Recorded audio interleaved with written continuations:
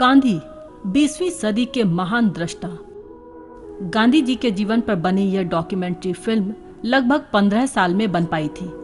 यह 100 कैमरामैन के अथक परिश्रम का परिणाम है। इस फिल्म से संबंधित सामग्री को एकत्रित करने में निर्माता को लगभग 1 लाख मील की यात्रा करनी पड़ी। दुनिया के 4 महाद्वीपों से इसके फिल्म रोल एकत्रित किए गए। इस फिल्म के कुछ अंश सालों पहले बनाए गए थे, कुछ अंश कई तरह के खतरों के बीच सुरक्षित रखे गए थे, तो कुछ अंश भारी विरोध के बीच बनाए गए थे। गांधी जी के जीवन के कुछ अंश छूट भी गए हैं, मुख्य रूप से उनका बचपन और किशोरावस्था।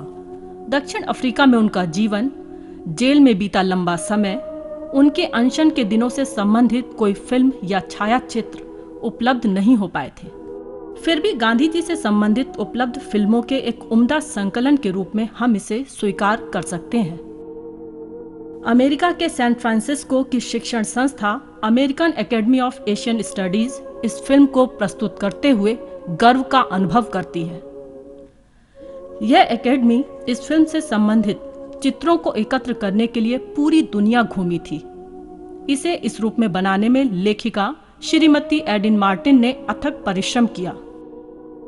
उन्होंने गांधी जी के जीवन मूल्यों और सिद्धांतों के आधारभूत तत्वों पर शोध किया और इस फिल्म में उन्हें अभिव्यक्त करने का प्रयास किया। कोई भी फिल्म गांधी जी जैसे महान व्यक्ति की बहुमुखी प्रतिभा को पूरी तरह से चित्रित और प्रस्तुत नहीं कर सकती। फिर भी गांधी जी के बारे में एक सिलसिलेवार जानकारी उपलब्ध कराने में एकेडमी का लक्ष्य पूरा हुआ, ऐसा कहा जा सकता है। एकेडमी का उद्देश्य पूरब और पश्चिम को जोड़ना है। एकेडमी की इच्छा है कि पूरब और पश्चिम के बीच परस्पर सम्मानजनक संबंध विकसित हों। इन संबंधों से विश्व में आध्यात्मिक एकता और शांति की स्थापना में मदद मिलेगी।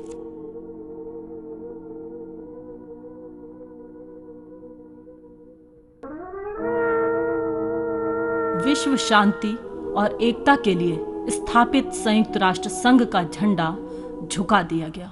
सन 1948 में 30 जनवरी को महात्मा गांधी की एक हत्यारे ने गोली मारकर हत्या कर दी। उन्हें श्रद्धांजलि अर्पित करने के लिए संयुक्त राष्ट्र संघ के सभी सदस्य इकट्ठे हुए।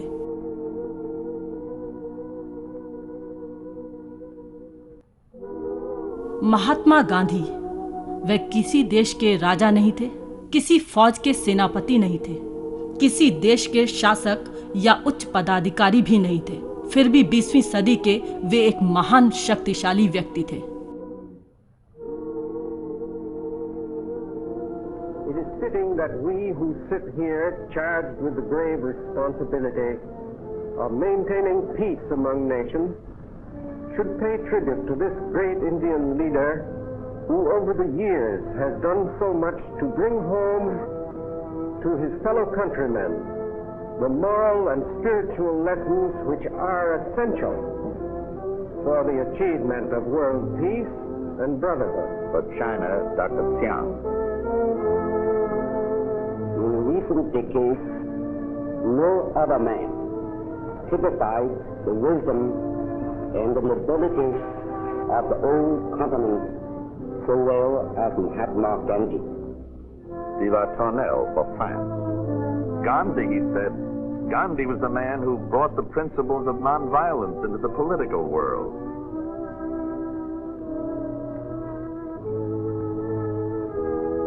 For Pakistan, Sir Mohammad Zafrullah Khan. His tragic death constitutes as grievous a loss to Pakistan as it is to India. Philip Noel Baker for the United Kingdom. He was the man who said that faith transcends reason. That God has his footstool where live the poorest and the loneliest and the lost. But our conviction that Gandhi has not lived and has not died in vain. And finally, for India itself, Mr. Gopalaswamy Iyengar.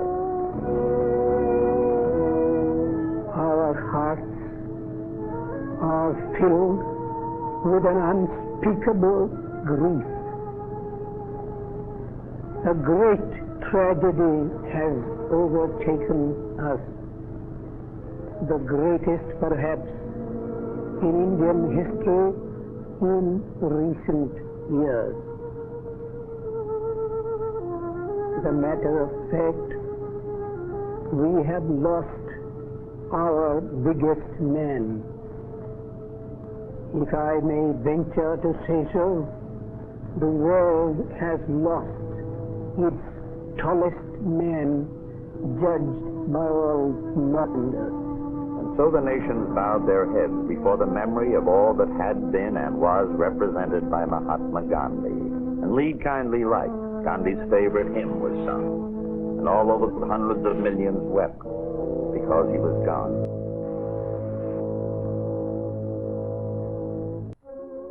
Gandhi ji की मृत्यु की खबर सुनकर दुनिया भर में हजारों लाखों लोग बिलख पड़े।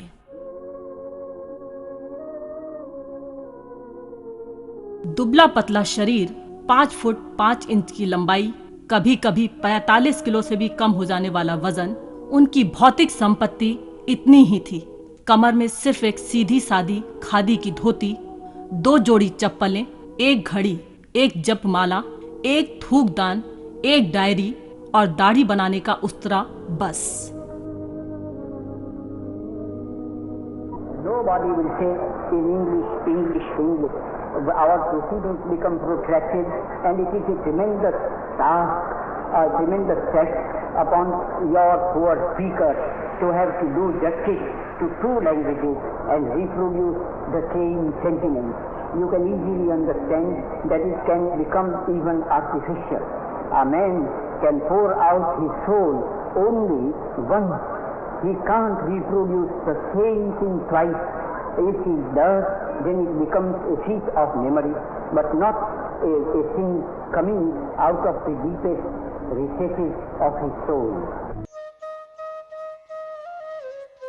सीधी सादी सरल भाषा में बोलने वाला, साधारण रंग रूप, सरल भाषा, न धन का सहारा न शस्त्रों का बल। उनके पास क्या शक्ति थी?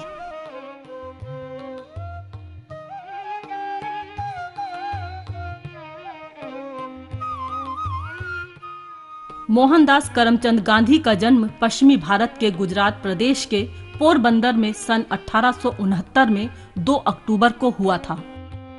जैसे कई नदियां मिलकर सागर बनाती हैं, वैसे ही कई परिस्थितियां मिलकर एक महान आत्मा को जन्म देती हैं।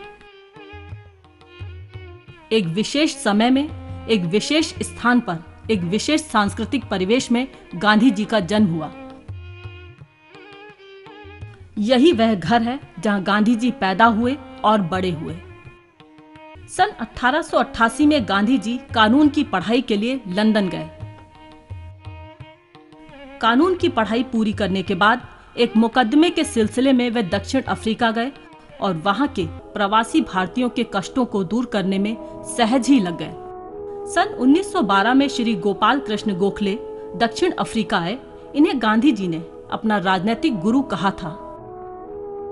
गोखले ने इस बैरिस्टर की उस आध्यात्मिक शक्ति को पहचाना जो साधारण मनुष्य को भी महान बना देती है।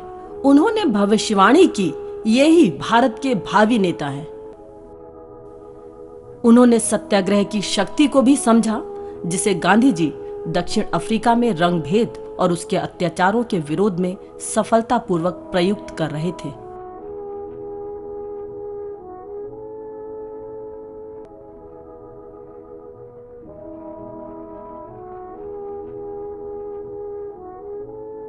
सन 1915 में गांधी जी भारत लौटे। उन्होंने पूरे भारत का दौरा किया। कई लोग गांधी जी के अहिंसात्मक प्रयोगों से प्रभावित हुए। अपनी भारत यात्रा से गांधी जी समझ गए कि भारत भर में एक प्रकार की अशांति फैली है। ये मदन मोहन मालवीय हैं, जिन्होंने बनारस हिंदू विश्वविद्यालय की स्थापना की। सन 1916 में पहली बार जवाहरलाल नेहरू गांधी जी से मिले। गांधी जी उद्योग नगरी अहमदाबाद की साबरमती नदी के तट पर आश्रम बनाकर रहने लगे। इन सीधे साधे आश्रमवासी के अंदर सत्य का प्रकाश भरा था। हजारों लोग यहाँ उनके अहिंसात्मक प्रयोगों को देखने के लिए आते थे। अनेक लोग उनके अहिंसात्मक जीवन के प्रयोगों में शामिल हुए। पंजाब के अमृतसर स्थित जलियांवाला बाग में हजारों लोग शांतिपूर्वक इकट्ठे हुए थे। जनरल डायर फौज की एक टुकड़ी के साथ आया और उन्हें घेरकर गोलियां चलवाईं। इससे भारतवासियों को अंग्रेज सरकार ने गहरी चोट पहुंचा दी। ये ही हैं गांधी जी के परम मित्र एवं भारत के श्रेष्ठ कवि श्री रविंद्रनाथ ठाकुर। 1 अगस्त सन 1920 को लोकमान्य बाल गंगाधर तिलक की मृत्यु हुई। लोग उनकी अंतिम यात्रा में उमड़ पड़े। लाखों लोगों ने उन ओजस्वी अटल देशभक्त को श्रद्धांजलि अर्पित की।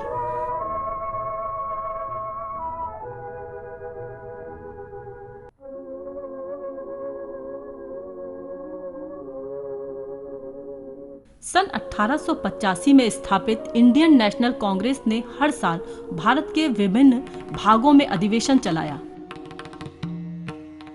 52वां कांग्रेस अधिवेशन। कांग्रेस के अधिवेशनों में लोग देश के कोने कोने से आते थे।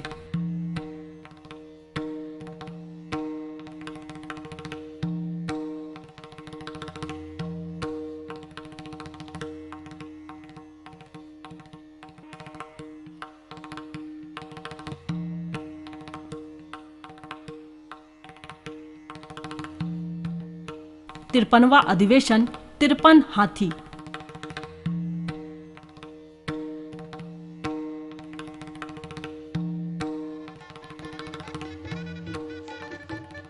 अखिल भारतीय राष्ट्रीय कांग्रेस की केंद्रीय समिति में 350 सदस्य होते थे।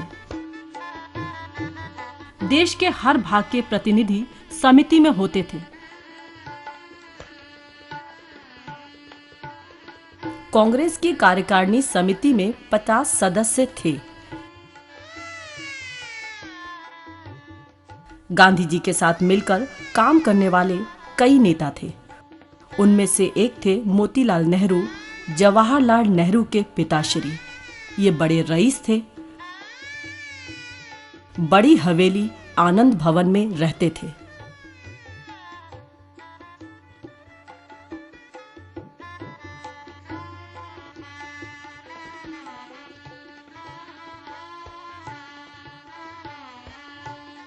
ये है अब्दुल गफ्फार खान, लड़ाकू सभाओं के पठानों को अहिंसा के मार्ग पर लाने वाले महान नेता। ये है श्री राजगोपालाचारी, भारत कोकिला कवित्री श्रीमती सरोजनी नायडू, अनन्य देशभक्त सुभाष चंद्र बोस, जवाहरलाल नेहरू जो बाद में स्वतंत्र भारत के प्रथम प्रधानमंत्री बने। उनके साथ हिंदू मुस्लिम एकता के प्रतीक मौलाना अबुल कलाम आजाद।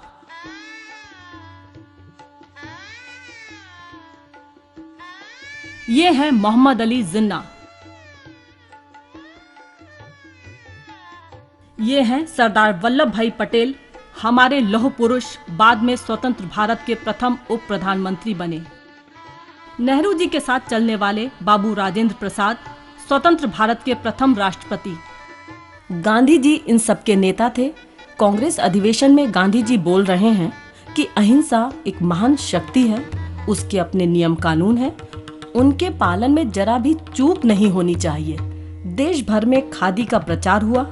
हमारे यहाँ भरपूर कपास पैदा होती है, क्यों इसे इंग्लैंड भेजकर वहां से बनकर आया कपड़ा खरीदें, जबकि यहाँ लाखों लोग बेरोजगार हैं। वे चरखा चलाकर खुद क्यों ना कपड़ा बनाए। चरखा होम रूल का प्रतीक है। सन 1922 में गांधी जी ने जेल में आत्मकथा लिखी, सत्य के प्रयोग।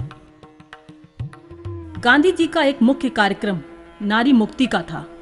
स्त्रियों ने भारत के सभी भागों में सामाजिक कार्यों और आंदोलनों में भाग लिया। गांधी जी ने कहा था कि स्त्री पुरुषों को एक दूसरे का मार्गदर्शन करना चाहिए। दोनों एक दूसरे के पूरक हैं। दोनों को निडर होकर एक दूसरे का साथ देना चाहिए, तभी देश की राजनीति सफल होगी। कांग्रेस के अधिवेशनों में स्त्रियों ने बड़ी संख्या में भाग लिया, जुलूस निकाले। गांधी जी की अहिंसा को देश की स्त्रियों ने सहज ही आत्मसात कर लिया। कांग्रेस के अधिवेशनों को सफल बनाने में स्त्रियों ने सक्रिय भाग लिया और अनेक जिम्मेदारियां निभाई।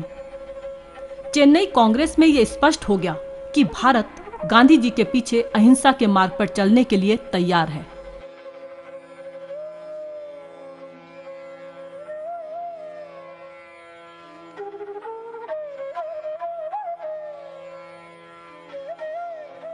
गांधी जी भारतीय परंपरा के अनुसार हाथ जोड़कर प्रणाम करते हुए आते हैं।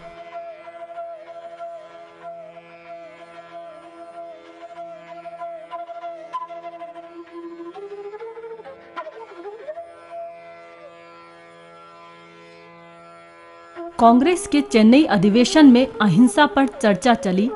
यह स्वीकार किया गया कि अहिंसा अनिवार्य है, यद्यपि थोड़ा कष्ट साध्य है। सन 1928 में कलकत्ता के कांग्रेस अधिवेशन में भी अहिंसा पर चर्चा चली। उसमें अहिंसा के पक्षधरों को कुछ सफलता और कुछ असफलता भी मिली।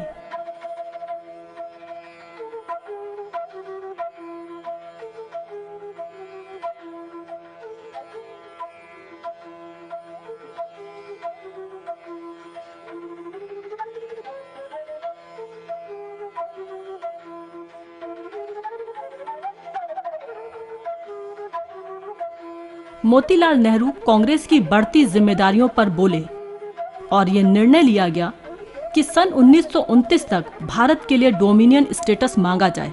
न मिलने पर उसके बाद पूर्ण स्वराज्य के लिए संघर्ष किया जाए। सन 1929 तक डोमिनियन स्टेटस नहीं मिला। सन 1929 में 31 दिसंबर की रात 12 बजे कांग्रेस ने सर्वसम्मति से प्रस्ताव पारित किया कि पूर्ण स्वराज्य ही कांग्रेस का लक्ष्य है। गांधी जी ने अपने ऐतिहासिक अहिंसक संग्राम के लिए कमर कस ली। सन 1930 में गांधी जी ने वायसराय इरविन को पत्र लिखा। उसमें उन्होंने अंग्रेज सरकार के अन्यायपूर्ण शासन का विवरण देकर उसके प्रति अपना विरोध प्रकट किया। गांधी जी ने कहा, मैंने रोटी मांगी, मुझे सिर्फ पत्थर मिला। अपने समुद्र के पानी और सूर्य भगवान की कृपा से बनने वाले नमक पर भी भारतीयों का अधिकार नहीं था। सरकार कहती थी कि नमक सिर्फ वही बना सकती है। नमक पर कर लगता था और उसी नमक को लोग खरीद सकते थे। गांधी जी ने घोषणा कर दी कि अब वे अरब सागर के दांडी नामक तट पर नमक कानून को भंग करते हुए खुद नमक बनाएंगे। अपार उत्साह के साथ गांधी जी की सत्याग्रही सेना निकल पड़ी। गांवों की धूल भरी सड़कों पर यह सेना प्रतिदिन 12 मील चलते हुए दांडी समुद्र तट की ओर बढ़ने लगी। सत्याग्रहियों के हाथों में संगीत वाद्यों के अलावा कुछ नहीं था। पूरे भारत से लोग इकट्ठा हुए। सत्यमेव जयते का नारा हर कहीं गूंज उठा।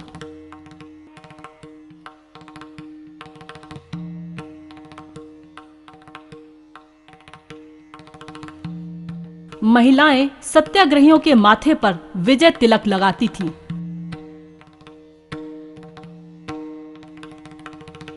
रात में सत्याग्रही सेना गांव में ठहरती थी और सवेरे फिर यात्रा शुरू हो जाती थी। गांधी जी में अपार उत्साह था। हर कहीं उत्साह उमड़ रहा था। गांव-गांव से लोगों का आना जारी था।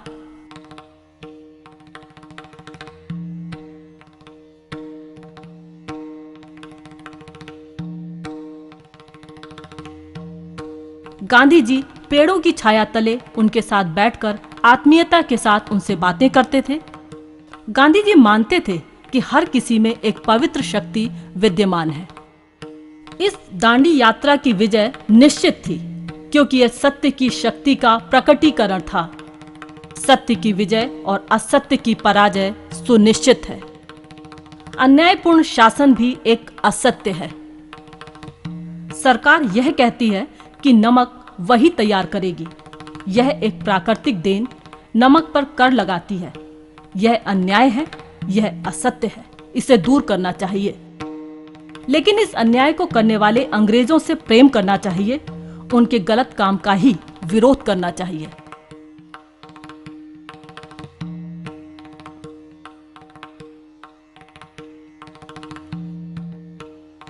कांग्रेस के कई नेता गांधी जी की इस दांडी यात्रा में शामिल हुए। श्रीमती सरोजिनी नायडू गांधी जी के साथ यात्रा में शामिल हुई। हर गांव में लोगों ने यात्रा को रोककर सत्याग्रहियों का सम्मान किया। गांधी जी ने हर गांव में लोगों से बातचीत की। यह एक महान अहिंसात्मक प्रयोग हो रहा था। पूरी दुनिया इस प्रयोग को गौर से देख रही थी। यात्री दल के सदस्य पूरी तरह से अनुशासित थे। सब में विश्वास था कि मार्ग सही है, इसलिए मंजिल हासिल होनी ही है।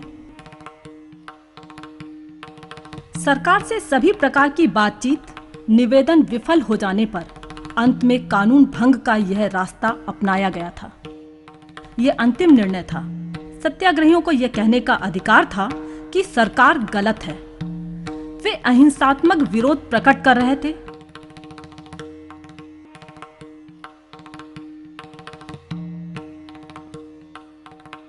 यात्रा जारी थी।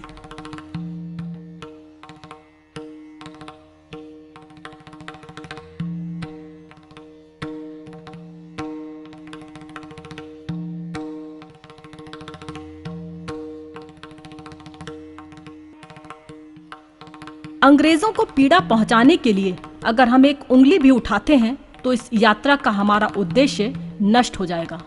अहिंसा ही सत्य की शक्ति को प्रकट कर सकती है। यह अमेरिका या बर्तानिया या फ्रांस की तरह की क्रांति नहीं थी। यह शांतिमय क्रांति थी, अहिंसात्मक क्रांति थी।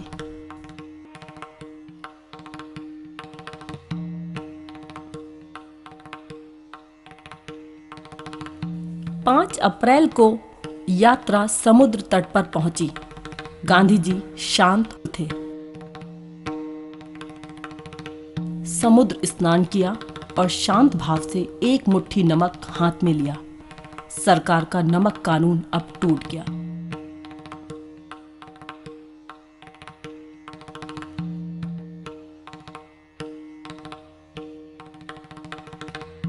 महिलाएं घड़ों में समुद्र का खारा पानी भर लाईं।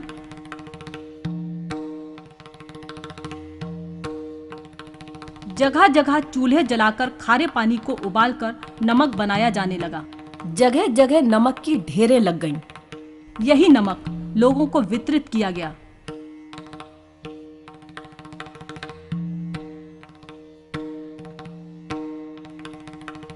पुलिस ने उन्हें ऐसा नमक बनाने से रोकने की खूब कोशिश की।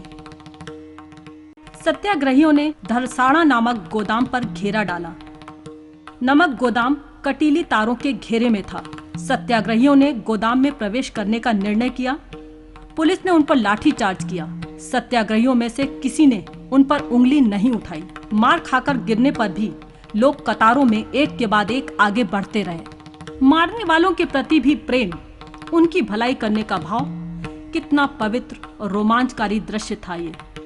रात 12:45 पर जब गांधी जी अपनी इस कुटिया में सो रहे थे, उन्हें बंदी बना लिया गया। उनके अन्य साथी तथा सरोजिनी नायडू भी गिरफ्तार कर लिए गए। सत्याग्रह को दबाने के लिए पुलिस का दमन चक्र चल पड़ा, लेकिन लोगों ने हिंसा का जवाब हिंसा से नहीं दिया। शांति में दृढ़ता बनाए रखी। जवाहरलाल नेहरू भी बंदी बना लिए गए। सत्याग्रह फिर भी शांति से चलता रहा।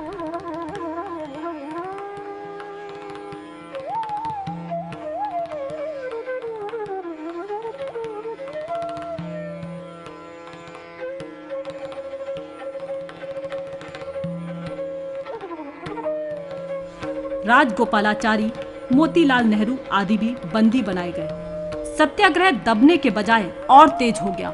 पूरी बंबई नगरी असहयोग पर उतर आई। हजारों की संख्या में लोग जेल गए। क्या किसान, अध्यापक, छात्र, स्त्री और क्या पुरुष। ऐसे सत्याग्रहियों से जेलें भर गईं। उस साल दिसंबर में कांग्रेस का अधिवेशन नहीं हो पाया। सभी नेता जेल में जो थे। लाचार होकर सरकार ने गोलमेज सम्मेलन बुलाकर स्थिति से निपटने का निर्णय लिया। 25 जनवरी सन 1931 को वायसराय इरविन ने सभी नेताओं को रिहा करने की घोषणा की। गांधी जी भी रिहा हुए। लोगों में हर्ष की लहर दौड़ गई। सड़कों पर उतरकर लोग खुशियां मनाने लगे। कांग्रेस की कार्यकारिणी समिति के सभी सदस्य रिहा हुए। गांधी जी वायसराय से मिले। गांधी जी को वायसराय ने चाय पिलाई। गांधी जी ने उसमें एक चुटकी नमक डाला और कहा कि यह चाय मुझे बोस्टन चाय पार्टी की याद दिलाती है। सत्य की जीत, सत्याग्रह की जीत। समुद्र तटवासियों को नमक बनाने का अधिकार दिया गया। असहयोग आंदोलन वापस लिया गया। गांधी जी का अहिंसात्मक जन आंदोलन का ये प्रयोग सफल हुआ।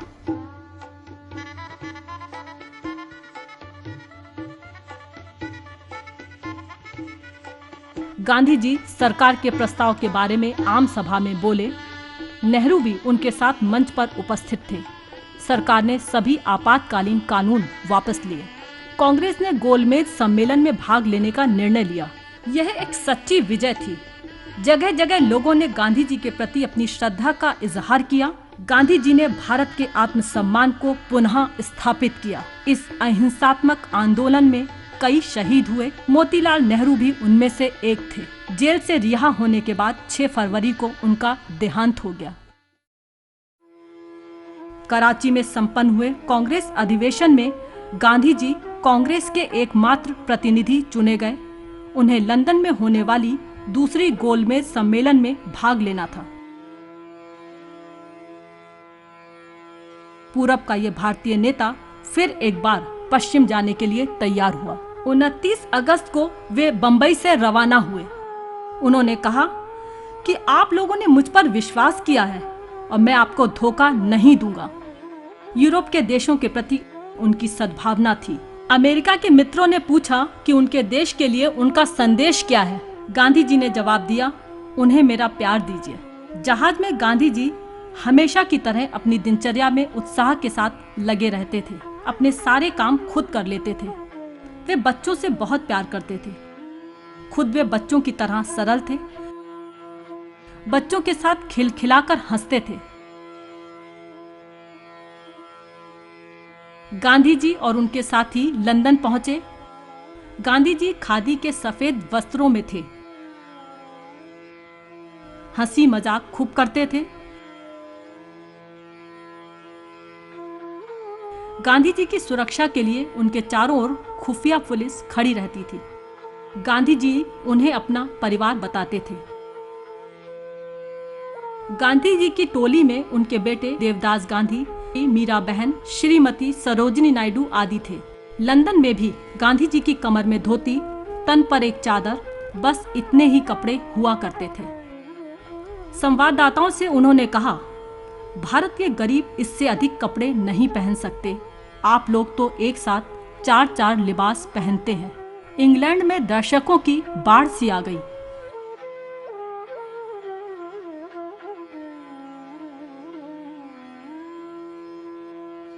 गांधी जी लंदन में किंग्सले हॉल में ठहरे। यहाँ गरीब बड़ी संख्या में बसे हुए थे। गांधी जी ने कहा, अपने देश से भी अधिक अपने सह मनुष्यों से प्रेम करने में हमें गौरव महसूस करना चाहिए। प्रसिद्ध नाटककार और लेखक बर्नार्ड शॉ उनसे मिलने आए और कहा कि आप बड़े महात्मा हैं, मैं छोटा महात्मा हूँ। गांधी जी ने लैंकशायर का दौरा किया। डर था कि कहीं गांधी जी पर यहाँ कोई हमला न कर बैठे, क्योंकि गांधी जी के खादी आंदोलन से इस इलाके के लोग ज्यादा ही बुरी तरह से प्रभावित हुए थे। उनके कारखाने बंद हो गए थे। वहाँ के मजदूरों ने हमला करने के बजाय बड़े उत्साह से उनका स्वागत किया। 62 वर्ष के गांधी जी उस इलाके में एक युवक की तरह पैदल घूमे और ना जाने कितने लोगों से वे मिलते जुलते रहे। लोग कई कई घंटे इंतजार करके भी गांधी जी से मिलते थे। वे कहते थे, गांधी जी हमारे दिलों में बसे हुए हैं। गांधी जी ने गोलमेज सम्मेलन में भाग लिया। कुल 112 प्रतिनिधि थे। 23 लोग बरतानिया सरकार की ओर से थे। 23 लोग देश की विभिन्न रियासतों के और राजघरानों के थे। 64 लोग वायसराय द्वारा मनोनीत थे। सामान्य जनता के प्रतिनिधि गांधी जी समेत सिर्फ 2 ही व्यक्ति थे।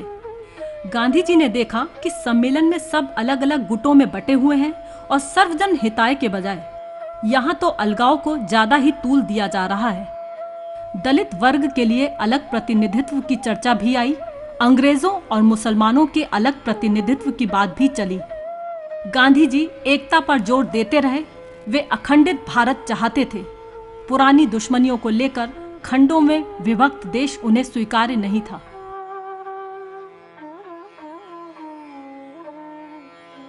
बरतानिया साम्राज्य में भारत संबंधी विषयों के सचिव श्री सैमुअल गांधी जी से मिले। वे बड़े नेक और दो टूक बोलने वाले इंसान थे। गोलमेज सम्मेलन के निर्णयों से गांधी जी सहमत नहीं हुए। उन्होंने उसके खिलाफ संघर्ष करने का निर्णय लिया। भारत लौटते समय वे पेरिस गए। वहां लोग उनसे मिलने के लिए उमड़ पड़े। द्वेष और हिंसा से सत्य और प्रेम महान है, ऐसा कहने वाले इस आदमी को देखने की प्रबल इच्छा थी उनमें।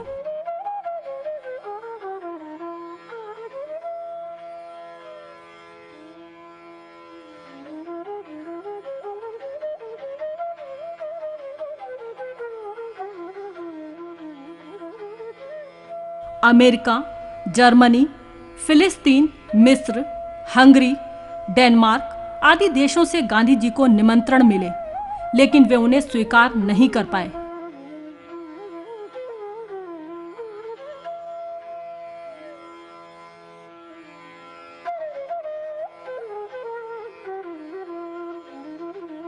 वे स्विट्जरलैंड गए। स्विट्जरलैंड में वे प्रसिद्ध लेखक रोमा रोला के घर ठहरे। रोमा रोला यूरोप में गांधी जी के बारे में लिखने वाले श्रेष्ठ लेखक थे। उन्होंने कहा कि गांधी जी बच्चों की तरह सरल हैं। वे निष्कपट नेक इंसान हैं। वे अपनी गलतियों को खुलकर स्वीकार करते हैं। वे गलत कामों से कभी समझौता नहीं करते।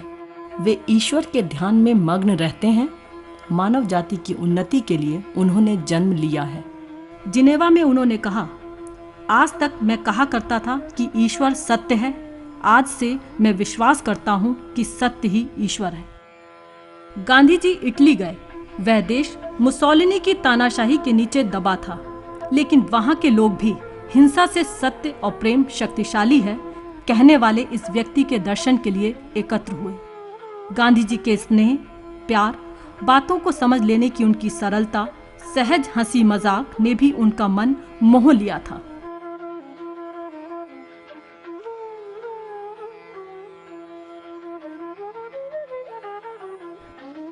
नए वायसराय विलिंगटन ने कांग्रेस के नेताओं को बंदी बनाने और उनकी संस्थाओं और उनकी संपत्तियों व खातों को जब्त करने के आदेश दिए। उन पर कई तरह के मुकदमे दायर किए गए। हजारों लोगों को जेल भेजा गया। खान अब्दुल गफ्फार खान और नेहरू भी बंदी बनाए गए। 28 दिसंबर को गांधी जी के स्वागत में लोग बंबई बंदरगाह पर एकत्रित थे। श्रीमती कमला नेहरू और कस्तूरबा भी आई थीं। कमला जी को अपने पति नेहरू के बंदी बनाए जाने के बारे में बात करनी थी। कस्तूरबा तो सदा ही गांधी जी के साथ रहती थी। कस्तूरबा का विवाह 13 साल की उम्र में गांधी जी से हुआ था। गांधी जी और कस्तूरबा एक दूसरे में मानो समाहित से हो गए थे। लोग कस्तूरबा को बाप और गांधी जी को बापू कहने लगे थे। गांधी जी के स्वागत के लिए कांग्रेस के नेता भी आए। सबने गांधी जी का स्वागत बड़े उत्साह से किया।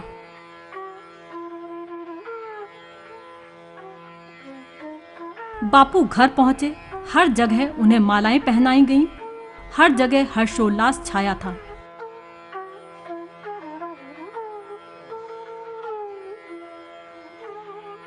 लोग सड़कों के दोनों ओर छतों पर गांधी जी के दर्शन के लिए खड़े थे।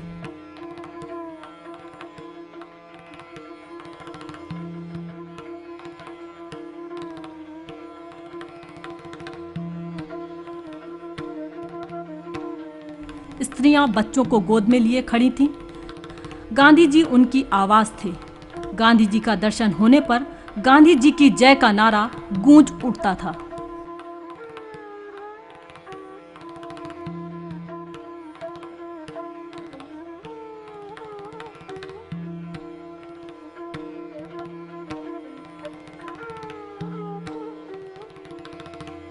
गांधी जी ने कहा, मैं खाली हाथ आया हूं, लेकिन मैंने देश के आत्मगौरव को बनाए रखा।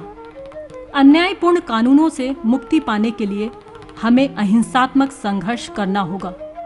बुराई रूपी रोग को अपने अंदर से दूर करना होगा। भारत ने विश्व के लोगों से अपील की कि वे उनके आंदोलन का समर्थन करें। गांधी जी ने गोलमेज अधिवेशन के संबंध में एक वक्तव्य भी दिया।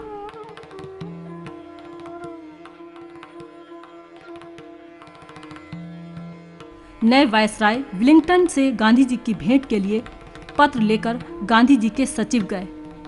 31 दिसंबर को फिर से सत्याग्रह शुरू करने का दायित्व गांधी जी को कांग्रेस कार्यकारिणी समिति द्वारा दिया गया, लेकिन 4 जनवरी को गांधी जी बंदी बना लिए गए।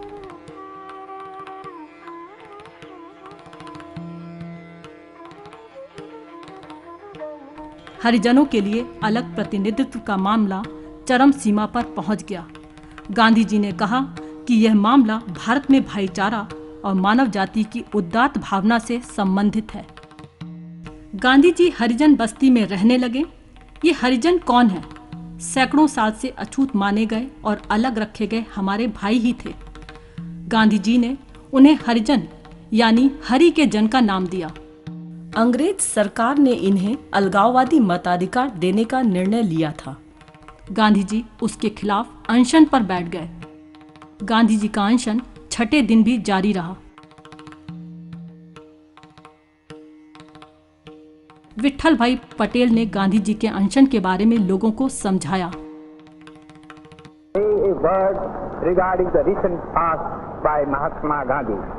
It has been made to appear by the British press and the British public man that Mahatma Gandhi is opposed to the political representation of the untouchable. Nothing is further from the truth. As a matter of fact, Mahatma Gandhi is prepared to give more representation to the depressed classes than what the award gives. He objects to the method by which that representation is proposed to be secured by the award. हजारों सालों से हरिजनों के लिए बंद मंदिर फिर से खोल दिए गए। देश भर में ये अद्भुत परिवर्तन शांति से संपन्न हुआ।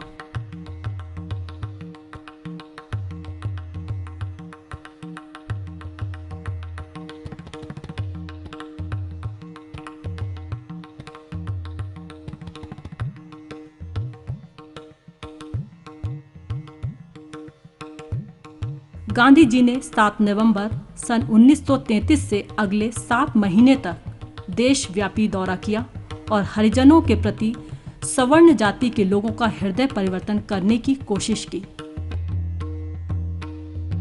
हरिजनों की सेवा के लिए लोगों से दान मांगकर कोष इकट्ठा किया। वे कानून से ज्यादा हृदय परिवर्तन को महत्व देते थे। वे हरिजनों के यहाँ ठहरते थे, उनके साथ खाते पीते थे। गांधी जी प्रत्यक्ष सेवा कार्यों में लगे।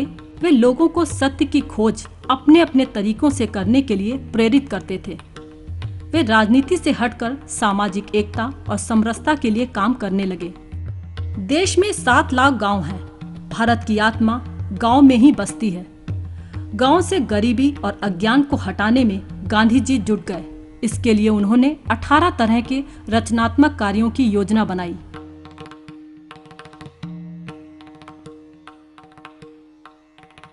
गांधी जी देश के बीचों बीच वर्धा के पास सेवाग्राम नामक एक गांव में आश्रम बनाकर रहने लगे।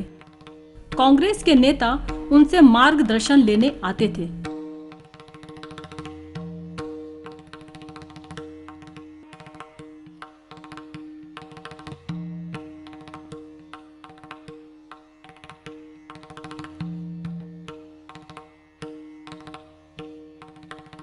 उनके ग्राम्य जीवन ने वहां सभी धर्मों के लोग आते थे।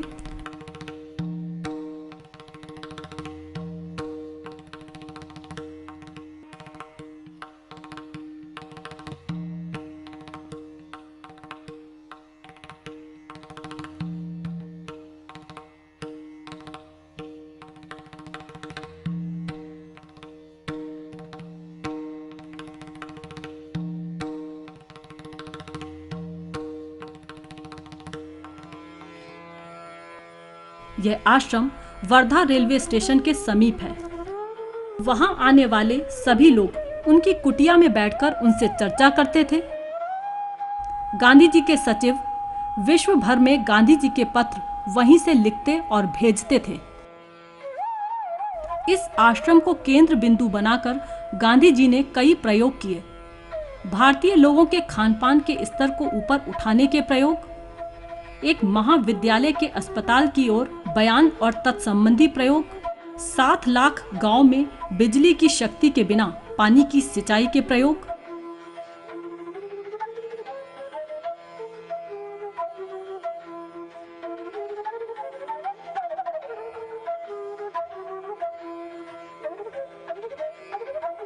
किसानों के साथ खेतों में चलकर कृषि के नए प्रयोग,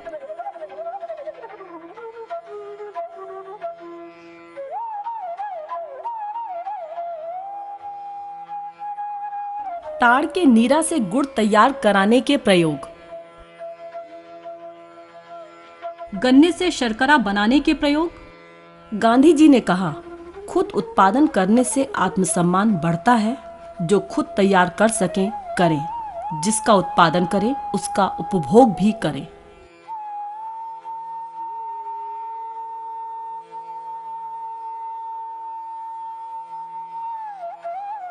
मशीनें अगर मनुष्य की सहायता करें तो ठीक है, लेकिन वे मनुष्य का शोषण न कर सकें।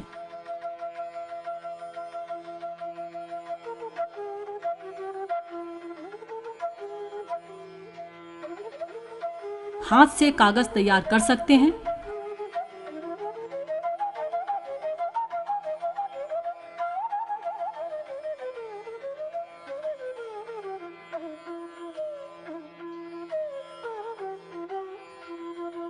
गांधी जी हर चीज में रुचि ले रहे थे। सब सत्य के खोज के ही अंग थे।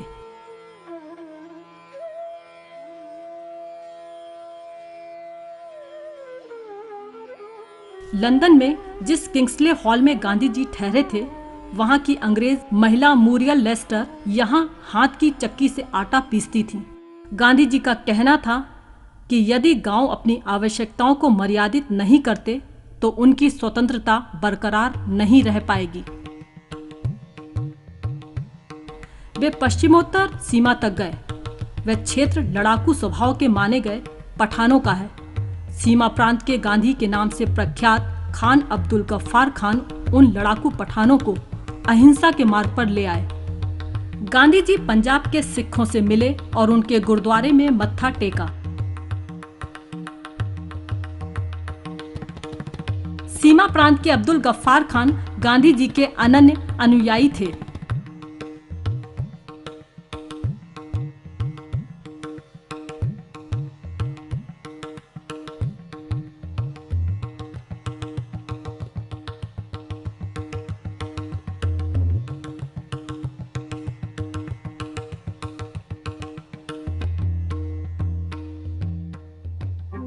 हर जगह घरों में काते गए धागों से बने खादी के कपड़े गांधी जी को भेंट किए गए।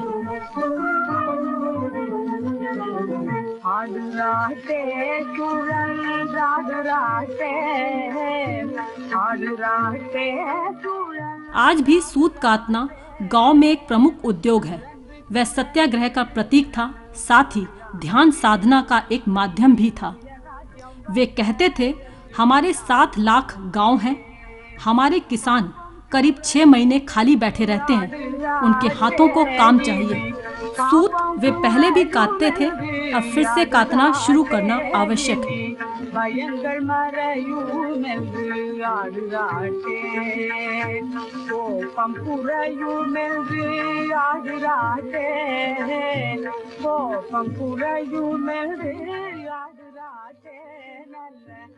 எண்ணங்கள் மிகுந்ததென்று ஆடுராட்டே ஆடுராட்டே ஆடுராட்டே சுழன்று சுழன்று சுழன்றாடுராட்டே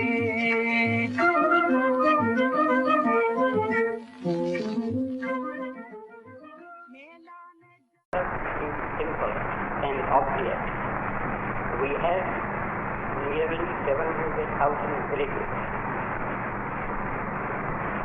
A large number of these villages are living in a condition of semi-starvation, and they do so because they have no employment for nearly 6 months in the year, that is during off-season. That being the case, it is necessary to find some supplementary occupation for them. It is obvious that we must therefore give them an occupation to which they have been used. Such occupation is hand spinning. ஆடுராட்டே சுழன்றாடுராட்டே ஆடுராட்டே சுழன்றாடுராட்டே சுழன்று சுழன்று சுழன்றாடுராட்டே இனி சுயராஜ்யம் வந்ததென்று ஆடுராட்டே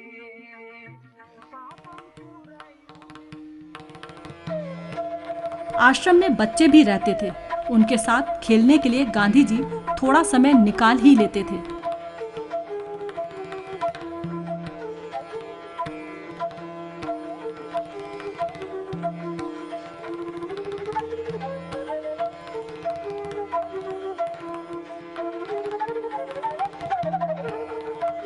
बच्चों की शिक्षा पर वे विशेष ध्यान देते थे। बच्चे भी सूत काट सकते हैं और इसके द्वारा उनमें हम अच्छे संस्कार डाल सकते हैं। बच्चों को चाहिए कि सत्य और प्रेम के नियमों का अनुपालन करें। सच्ची शिक्षा वही हो सकती है जो हाथ और मस्तिष्क दोनों की दक्षता को बढ़ा सके और बुद्धि, शरीर, पंचेंद्रिय तीनों को सुसंस्कृत कर सके। सही शिक्षा से बुद्धि तथा सृजनशीलता दोनों का विकास होना चाहिए।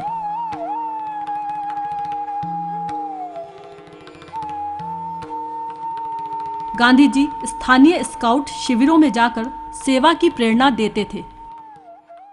नई शिक्षा के लिए शिक्षकों के प्रशिक्षण के नए विद्यालय खोले गए। रचनात्मक कार्यों के द्वारा सच्चे स्वराज की ओर भारत आगे बढ़े, इसके प्रयास हुए।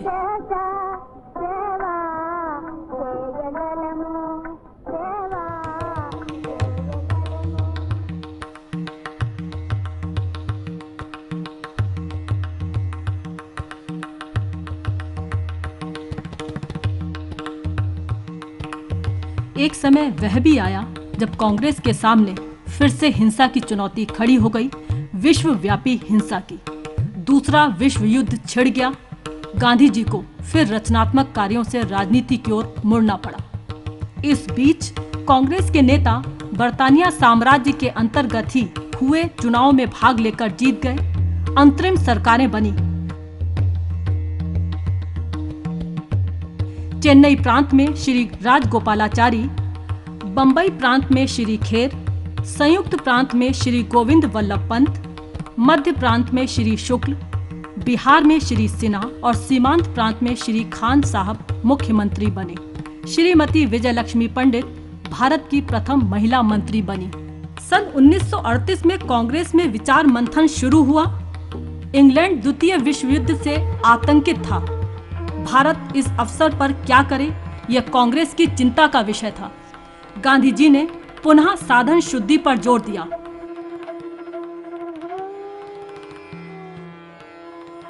स्वराज्य का लक्ष्य हासिल करने के लिए साधन शुद्ध होने चाहिए, यह उनका अटल विश्वास था।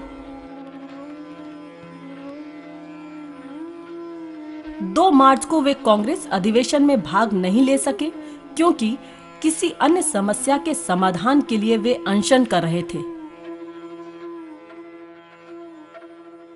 The charges of Mahatma Gandhi against the Khatusa all the political prisoners in Rajkot have been released, and the original settlement right there between the Thakur Sahab and Sardar Vallabhbhai Patel will be given effect to. In case any future disputes that might arise. Congress में मतभेद उभर कर आए। सुभाष चंद्र बोस मानते थे कि यद्यपि हमारा संघर्ष अहिंसात्मक है, लेकिन हमें एक सेना की जरूरत है आजादी हासिल करने के लिए। Our struggle is no doubt a non-violent struggle, but even a non-violent struggle demands an army, an organization, and a machinery. Congress ने भारत पर युद्ध थोपे जाने का विरोध किया।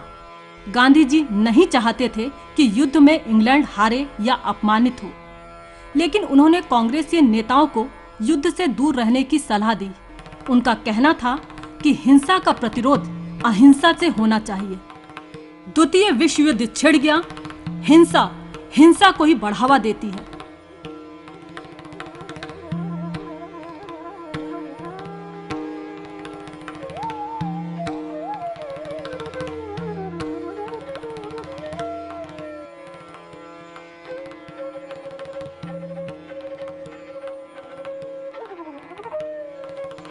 रामगढ़ में कांग्रेस के नेता एकत्रित हुए।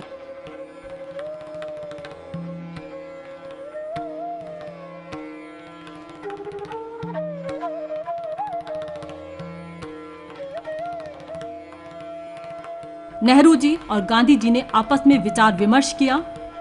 अबुल कलाम आजाद और पटेल भी साथ थे। नेहरू जी ने कहा,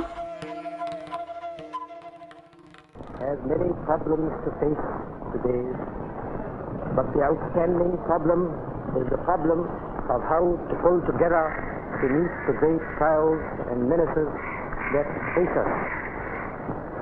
The clock of destiny is ticking away, and war and danger hover over the world. We shall have to face their consequences also, and we can only face them by forgetting our petty troubles and conflicts and pulling all together, so that we might, by our united strength, make India independent. Subhash Chandra Bose के संघर्ष के रास्ते पर चलने वालों के लिए अहिंसा का मार्ग कठिन होगा। उनकी भारतीय राष्ट्रीय सेना अर्थात INA हिंसा का ही मार्ग अपनाएगी और देश को अपने कब्जे में लेने की कोशिश करेगी।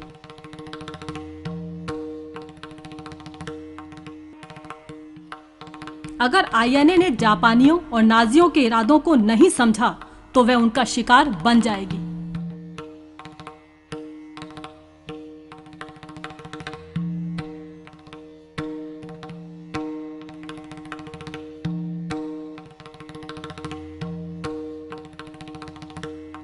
22 मार्च 1942 को इंग्लैंड ने सर स्टैफोर्ड क्रिप्स को कांग्रेस के नेताओं से बातचीत करने के लिए भारत भेजा। 73 साल के गांधी जी अपने सहयोगियों के साथ बैठक में पधारे। गांधी जी ने एक ही बैठक में भाग लिया। क्रिप्स ने कुछ वायदे किए, युद्ध के बाद सारी व्यवस्था ठीक हो जाएगी ऐसा आश्वासन भी दिया। गांधी जी ने इसे दिवालिया बैंक का अगली तारीख का चेक कहा और वापस चले आए। मुस्लिम लीग जोर पकड़ रहा था। मोहम्मद अली जिन्ना उसके नेता बन चुके थे। जिन्ना, राजगोपालाचारी, जवाहरलाल नेहरू आदि ने बैठक में भाग लिया। बाहर लोगों की भीड़ आगे की कार्यवाही को जानने के लिए एकत्रित थी। गांधी जी ने कहा, अब अंग्रेजों से यही कहना है कि भारत छोड़ो। भारत छोड़ो आंदोलन देश भर में फैल गया। अंग्रेजों ने आंसू गैस का प्रयोग कर भीड़ को तितर बितर करने की कोशिशें की। गांधी जी भी पुणे के आगा खां पैलेस में नजरबंद किए गए। महादेव देसाई 24 साल गांधी जी के सचिव रहे। वे उनके पुत्र के समान थे। उनकी मृत्यु आगा खां पैलेस में हो गई। वहीं उनका अंतिम संस्कार हुआ, वहीं उनकी समाधि बनाई गई। 22 फरवरी 1944 को गांधी जी की पत्नी कस्तूरबा भी वहीं आगा खां महल में नजरबंदी की हालत में चल बसी। 62 साल तक गांधी जी और कस्तूरबा साथ रहे। भारतीय स्वाधीनता संग्राम में कस्तूरबा ने अपना बलिदान दिया और उनकी आत्मा गांधी जी में समाहित हो गई। गांधी जी के परम मित्र श्री रविंद्रनाथ टैगोर भी इसी बीच चल बसे। उन्होंने अपने अंतिम दिनों में कहा, पूरब और पश्चिम आजाद भारत में एक दूसरे से मिलेंगे, देश रंग आदि भेद मिट जाएंगे और एक नया इतिहास बनना शुरू होगा। 6 मई 1944 को गांधी जी बिना शर्त रिहा हुए। वही उनका अंतिम कारावास था। उन्होंने अपने जीवन में 2388 दिन जेल में बिताए। उन्हें रिहा होते देखने के लिए भीड़ उमड़ कर आई।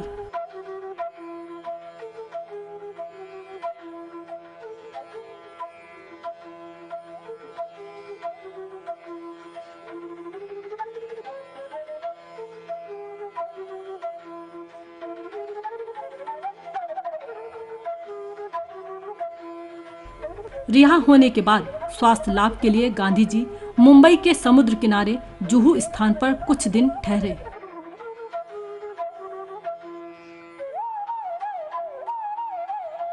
हिंदू मुसलमान आपस में लड़ रहे थे। इस परिस्थिति में भी गांधी जी की सत्य की खोज जारी थी। वे जिन्ना से मिलने गए। अगर पहाड़ मोहम्मद के पास नहीं आता तो मोहम्मद पहाड़ के पास जाएंगे जैसी बात थी। जिन्ना देश विभाजन की ओर बढ़ रहे थे। गांधी जी ने एकता की शक्ति और बिखराव की कमजोरी दोनों बिंदुओं पर उनसे विस्तार से चर्चा की। उन्होंने कहा कि भारत की एकता बनाए रखने की कोशिश करनी चाहिए।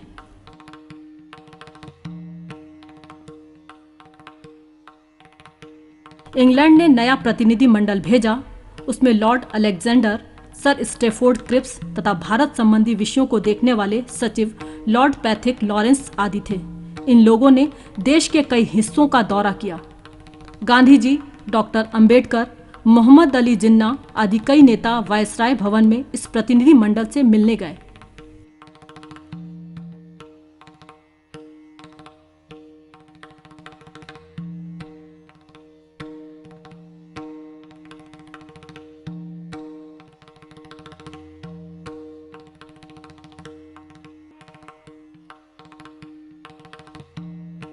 वायसराय भवन के बाहर पूरा देश इंतजार कर रहा था। आजादी मिलेगी या वह एक सपना ही बनकर रह जाएगी, यह सवाल सबके सामने उठ खड़ा हुआ था।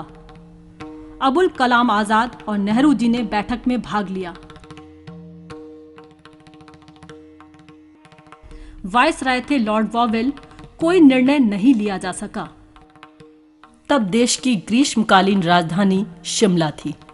वहीं आयोजित एक उच्च स्तरीय बैठक में भाग लेने के लिए कांग्रेस और मुस्लिम लीग के प्रतिनिधि शिमला बुलाए गए। मौलाना अबुल कलाम आजाद, क्रिप्स, पटेल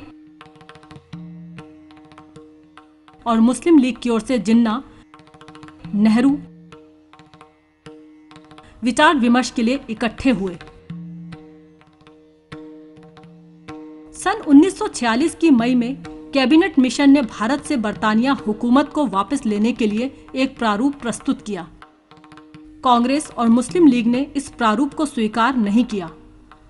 मुंबई में अखिल भारतीय कांग्रेस कमेटी ने स्वतंत्र संविधान सभा के प्रस्ताव पर विचार विमर्श किया।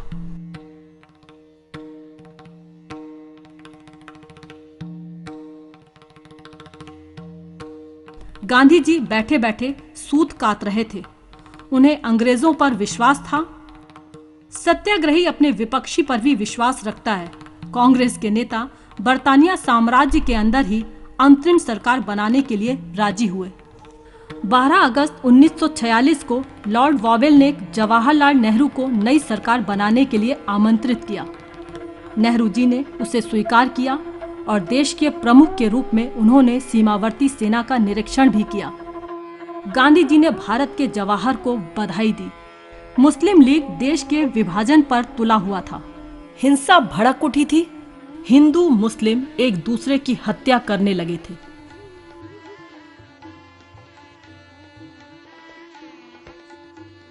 दुखी गांधी ने रेल के तीसरे दर्जे में जगह जगह यात्रा की। किसी भी धर्म का कोई हिंदू या मुसलमान उन पर हमला कर सकता था। गांधी जी ने कहा, मैं मुसलमानों के मित्र के रूप में उनके पास जा रहा हूं, वे मेरे साथ जो चाहें करें। गांधी जी का विश्वास था कि मानव मूल रूप में बुरा नहीं होता, हिंसा क्षणिक भाव है, स्थायी भाव नहीं है। उन्होंने नोआखली की यात्रा की, जहां 80% मुस्लिम रहते थे। वे नंगे पैर गांव-गांव जाते और मुसलमानों के यहां ठहरते थे। गांधी जी 77 साल की उम्र में भी शांति के लिए अथक परिश्रम कर रहे थे।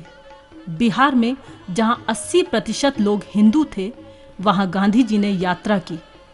सुबह 4 बजे उठकर हिंसा से प्रभावित क्षेत्रों में 4 मील घूमते थे। साथ में थे उनके अब्दुल गफ्फार खान। हर जगह हिंसा और नफरत की आग भड़क रही थी। फिर भी गांधी जी यात्रा कर रहे थे। वे कहते थे कि मैं हिंदू हूं, मुस्लिम हूं, ईसाई हूं और फारसी हूं। वे प्रार्थना सभाओं में सभी धर्म ग्रंथों के मूल अंशों का पाठ कराते थे। उन्होंने लोगों से दृढ़ता से कहा, हिंसा करनी हो तो पहले मुझे मारो। इस बीच इंग्लैंड के प्रधानमंत्री एडली से वार्तालाप के लिए नेहरू और जिन्ना इंग्लैंड गए। जिन्ना मुस्लिमों के लिए अलग पाकिस्तान चाहते थे। नेहरू जी लंदन से भारत लौटे। उन्होंने कहा कि मैं देश के विभाजन को स्वीकार नहीं करूंगा। मुस्लिम लीग के प्रतिनिधित्व के बिना ही स्वतंत्र भारत के लिए संविधान सभा आयोजित हुई। भारत का संविधान बना। उस पर नेहरू जी, दर्शन शास्त्री डॉक्टर राधाकृष्ण आदि महान लोगों ने हस्ताक्षर किए। भारतीय संविधान इस तरह प्रारंभ होता है कि हम भारतीय नागरिक इस संविधान द्वारा निर्णय लेते हैं कि स्वतंत्र भारत को सत्ता सौंपने के लिए लॉर्ड माउंटबेटन आए, साथ में उनकी पत्नी भी आई। भारत को आजादी मिली। दिल्ली में लाल किले के सामने अपार भीड़ उमड़ी।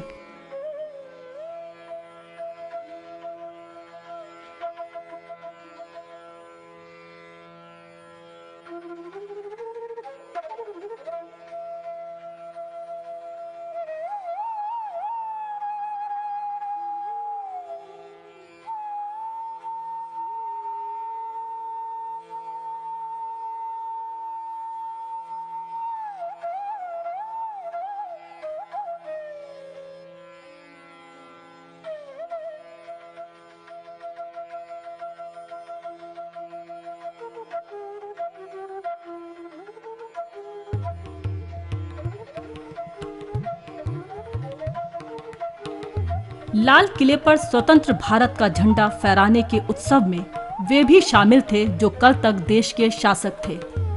क्या अद्भुत नजारा था।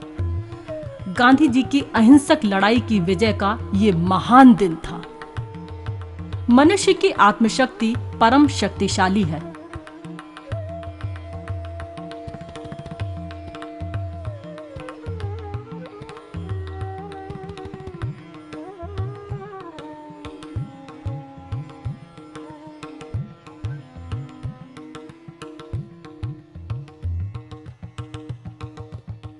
भारत का तिरंगा झंडा हर जगह फहर रहा था। पूरे देश में खुशी की लहर थी। जय हिंद के नारे से आकाश गूंज उठा था। सब जगह बिजली के अलंकरण, चरखे के चित्र के साथ झंडे, चरखे के मध्य गांधी जी के चित्र की सजावट, जय हिंद शब्द को चमकाने वाले बिजली के बैनर।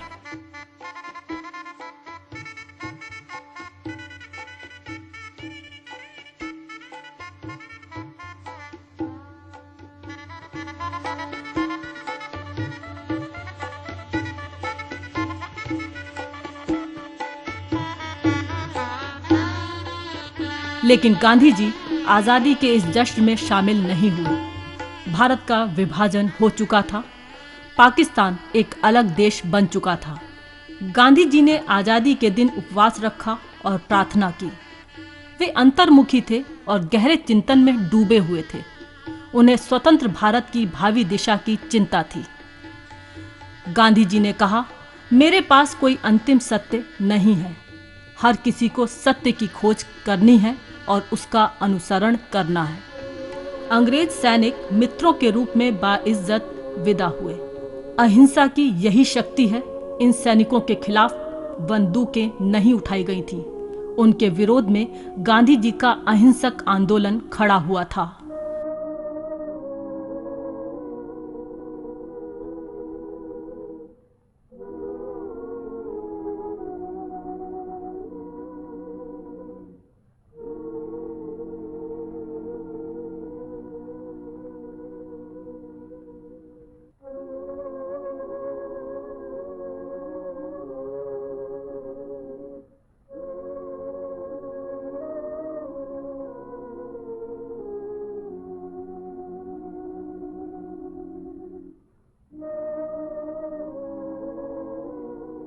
गांधी जी राष्ट्रपिता थे।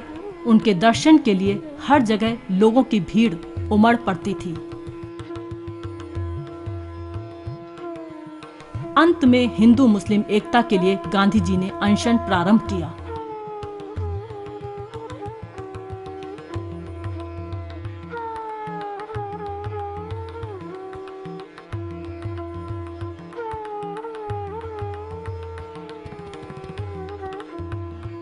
गांधी जी का अनशन सफल हुआ।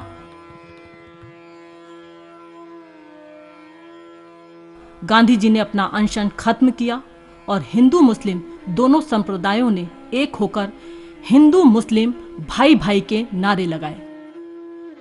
गांधी जी दिल्ली के बिड़ला भवन में ठहरे थे।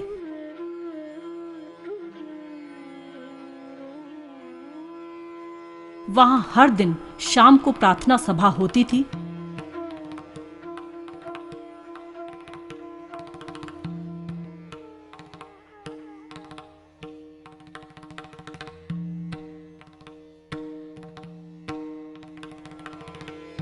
सन 1948 की 20 जनवरी को एक हथगोला फेंका गया जो सौभाग्यवश उन पर नहीं गिरा। फिर भी गांधी जी ने किसी प्रकार की सुरक्षा व्यवस्था को स्वीकार नहीं किया।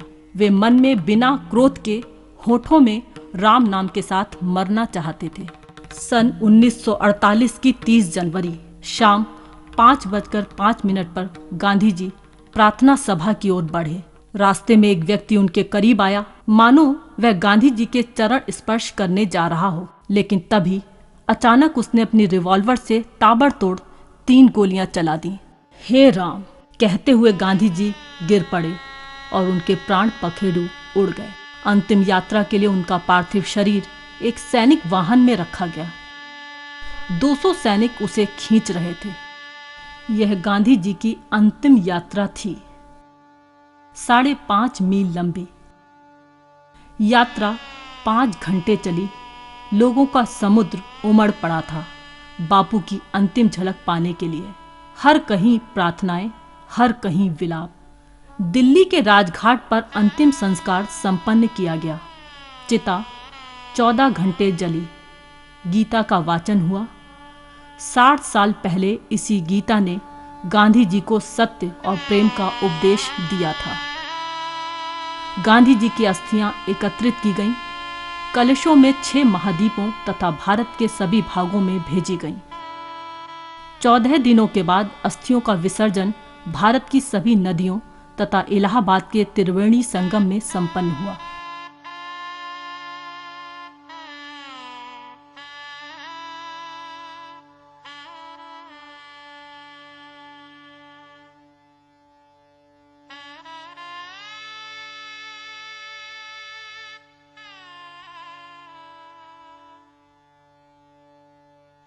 मौलाना अबुल कलाम आज़ाद, श्रीमती सरोजनी नायडू, सरदार पटेल, गांधी जी के बेटे देवदास गांधी और नेहरू अस्थि कलश के वाहन पर शोकमग्न थे।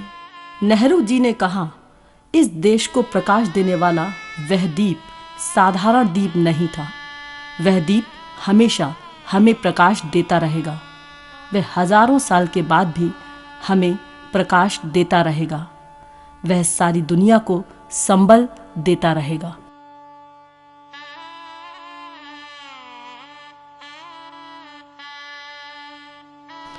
गांधी जी के अस्थि कलशों पर हवाई जहाज पुष्प वर्षा कर रहे हैं। गांधी जी के अस्थि कलश प्रयाग के संगम पर पहुंचे।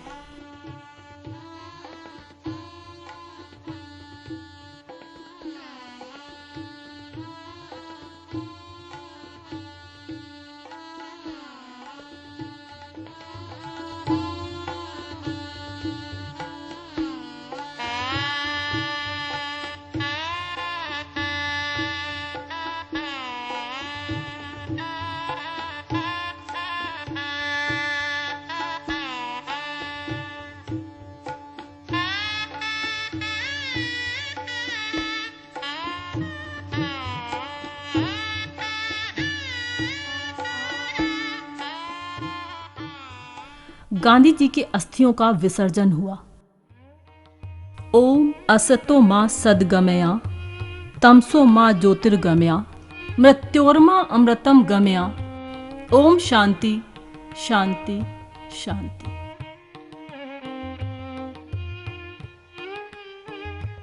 भारत के जन जन के जीवन में महात्मा गांधी समा गए।